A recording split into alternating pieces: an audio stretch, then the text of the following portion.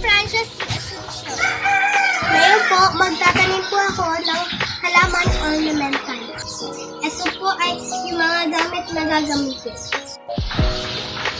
Gloves, lupa, paso, oregano. At nasuot ko na po yung aking gloves. At maglalagay na rin po ako gabon sa aking paso.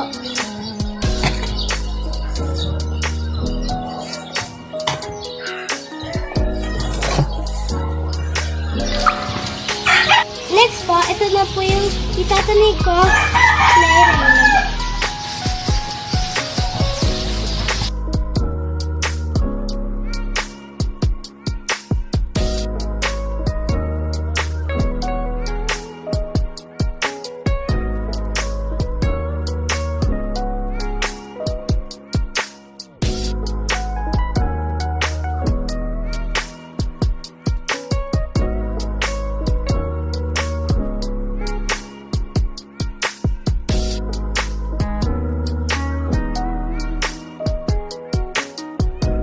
Next po, didiligan ko na po siya.